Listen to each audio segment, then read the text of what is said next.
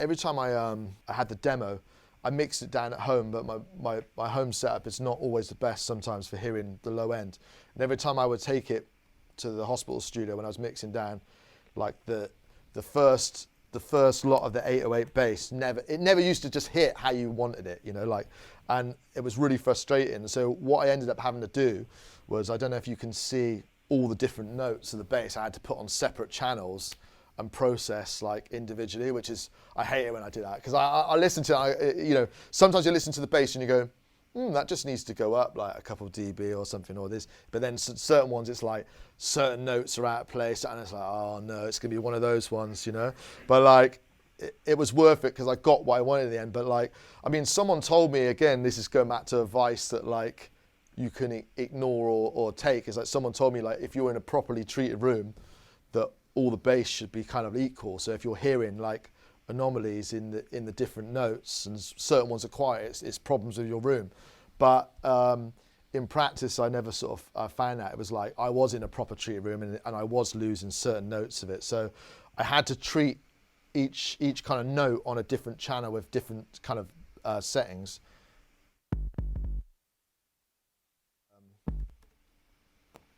Let me play this. Yeah, so this is the bass line.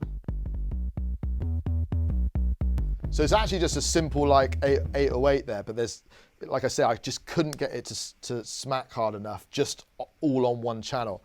So the first bass note, I mean, if I take all the processing off, again, it's one of those things where it's like, that's actually cleaner than with all the processing. But I find with like subs, you always need, like for drum and bass, I'm always limiting the sub and adding quite a bit of limited. So it's not even, like with sub, if it's not even moving, that's like that always feels good to me. I know it feels like, it feels bad that then it needs that much amount of limiting. But what I'll do then is I'll sidechain the bass to the kick. So the sidechain will bring in a bit more of the dynamics. But yeah, I was just,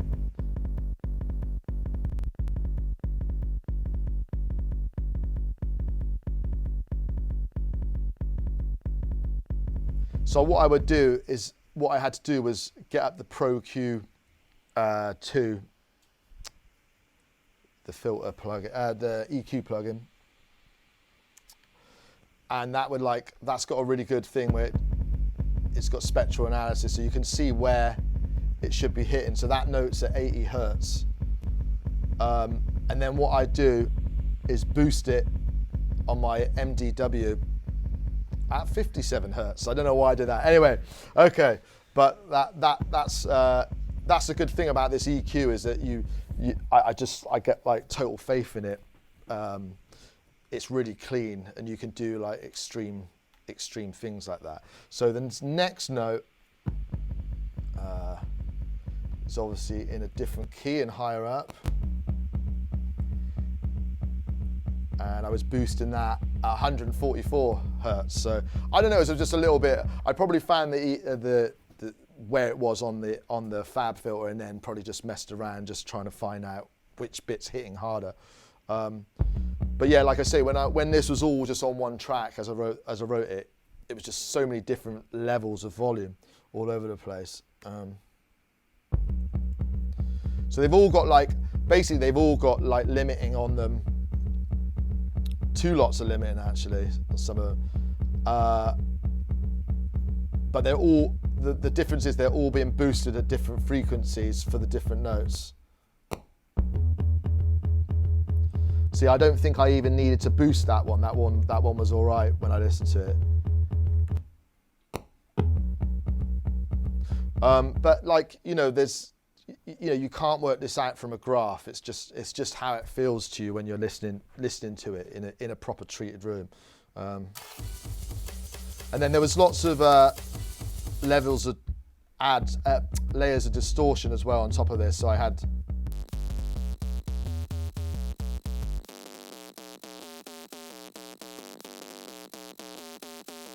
So again, I'm using my 1176 trick where I'm like really compressing it to add that bite in on a parallel. Actually, this is a good plugin as well. This is by Matthew Lane. It's called Stereo Delta, and what that does is it can either, if it's in the middle at 12 o'clock, it's as you find it, like the stereo's just as it comes. If you put it to the left, that will make the signal mono. If you put it all the way to the right, that will widen it. But the thing about why I use this plugin other than why other widers is it's mono compatible. So, I mean this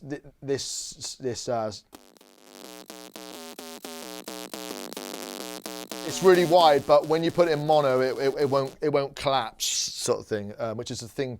I mean, I don't know if you ever put your tracks in mono and just sort of cry. But like the thing is, it's like not everything can be mono, and sometimes, you know, I find I'll pay too much attention to that sort of stuff, and it's like, do you know, actually, if it sounds really good, you know, I've played stuff out in clubs that's really stereo, and it's, do you know what I really like actually? And this is actually like this track. The horns and everything, and the vocals in the breakdown, they're really stereo. I've got a little analyzer that I have on my desk at home that's, you can see the stereo signal, and it in the breakdown with the horns, they're ultra wide, and the vocals are wide, but when it drops, it goes straight into like mono, and that's quite a cool track. I like that feeling of going straight from something really wide to then something really down the middle.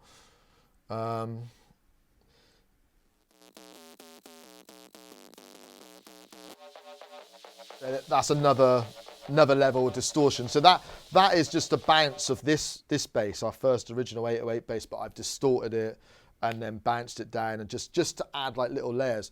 One interesting thing as well, that kind of mid-range you got there, the more that you bring in of that into the mix, I don't know if you guys ever noticed this, the more you bring into that mix, the more the perception of the sub goes down. It's kind of weird. So if you have like, it's the more mid-range you introduce, the less the sub really sort of like hits you. It's like an interesting balance to get between the two.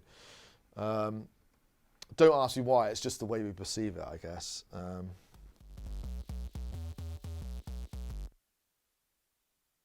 Oh yeah. So there's two parts of this track. So there's, yeah. So like I say, this was the main drop. So this is what I found really hard to just get like punching through.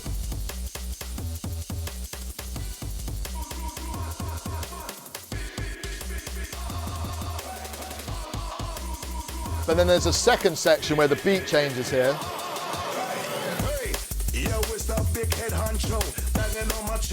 The bass is doing the same sort of pattern, but it's actually all on one channel. This is like EXS, it's just a bass sample that I had. Now this one, that just seemed to sit, so I didn't need to split that one out. And don't get me wrong, that was always one thing that I found annoying, because it's like, that bass doesn't work on the drop, but it does work there. Because if it did work in the drop, I'd have just used that. Again, just crazy things that you just have to kind of work through. But yeah, I mean, that's got a little bit of bit crushing that I'm sending to there, just to.